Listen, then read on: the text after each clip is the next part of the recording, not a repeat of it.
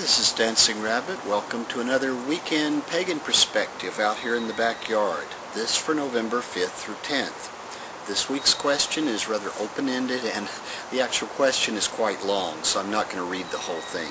But it has to do with concepts of deities. Would you make a video on how humans see God, and what do you really think the Creator or higher being really is? Sure.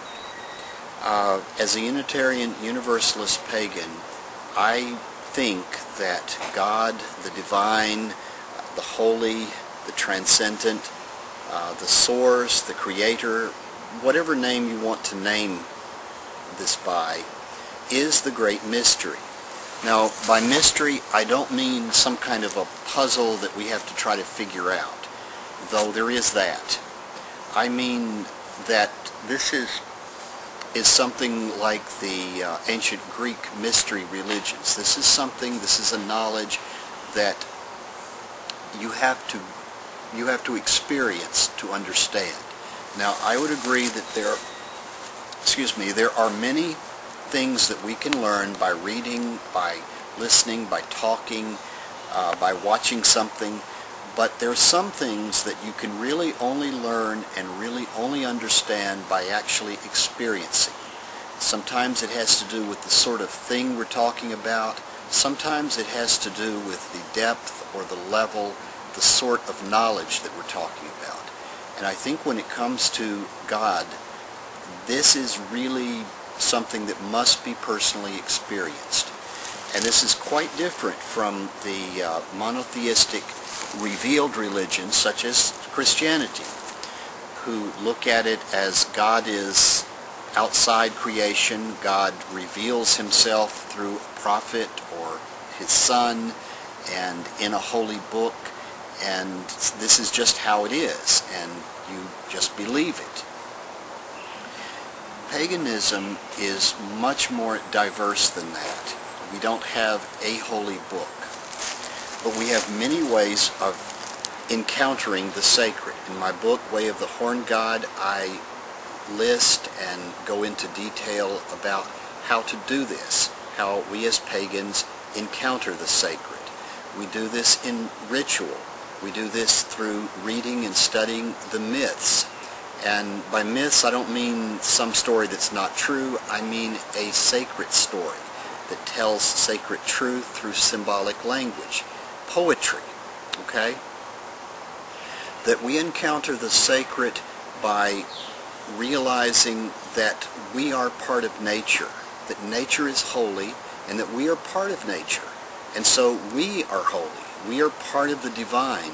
And so we can learn to see God in the eyes of our fellow humans and deep within our own selves. I'd like to end this video, conclude this video, by reading a story that one of my former ministers used to read to us about this subject, and it's by a woman named Marianne Moore, and it's called Hide and Seek with God. Once upon a time, God said, "I'm bored because I don't have anything to do. I want to play with my friends." And because God is God, as soon as the words were spoken, God's friends were there. When God saw them all gathered, God said, "I've been bored because I haven't had anything to do. Let's play something." "Good idea," said God's friends. "What shall we play?" God thought a minute and then said, "I know, let's play hide and seek." All God's friends said, "Yay!" They knew that hide and seek with God was always exciting and different because God was the one who hid, and God always thought of wonderful places to hide. God's friends closed their eyes tight and counted to 10. And when they opened their eyes, God wasn't there anymore, and so they all went off to look for God. One friend decided to look close on the earth, and soon came to a meadow, and as he was searching, he stopped to admire the tender, new green sprouts of grass pushing their way up toward the sun. As he bent over to look more closely at the tender green, he realized that there was something special and amazing and wonderful about it. So he jumped up and ran back to home base, calling out, "I found God! God is green and growing. I found God in the grass. Another one of God's friends decided to look for God in the night. She watched the sun go down and heard the workaday noises stop and saw the lights in the houses go out. As it got darker and the peaceful night wrapped itself around her, she listened very hard, and then she realized there was something special and amazing and wonderful about it. And when it was so still that she could see and hear nothing at all, she suddenly jumped up and ran to home base, calling out, "I found God! God is dark and peaceful. I found God in the night." A third friend looked on the earth and felt the mystery of the grass growing toward the sun. And he stayed and watched the night come on, and he felt the mystery of the darkness and the stars. And he thought to himself, "These mysteries are special and amazing and wonderful." But when he finally came back to home base, he said, "I found wonderful mysteries, but I'm not sure if I want to call them God." A fourth friend decided to look for God where people were. He joined a group of people going home from work and went with them into a store where they bought food. He went with them back onto the street as they started for their homes. He was with them when someone came up and said, "Please, I'm very hungry. Could you share a little food with me?"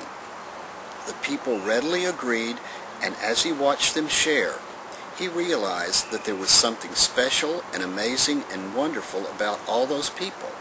And he turned around and ran to home base, calling out, "I found God. God is love and sharing. I found God in people who care for others." Finally, two more of God's friends, a boy and a girl, decided to look for God together. After a time, they came back to the house and decided to look for God in the house. In the house, they saw a room, and they looked for God in the room. And in the room, they saw a mirror, and they looked for God in the mirror. And as they looked into the mirror, they realized that there was something special and amazing and wonderful being reflected in it. They turned around and ran to home base, calling out, "We found God. We found God in us." At this, God appeared again and said, "I had so much fun. Weren't those good hiding places? Some of you found me. Others weren't sure, and others are still looking. That's okay, because the most important thing is just to play the game. Let's do it again. I'm sure I can think of other good hiding places." And they all called out, "Ollie, Ollie, oxen free," and the game started all over again.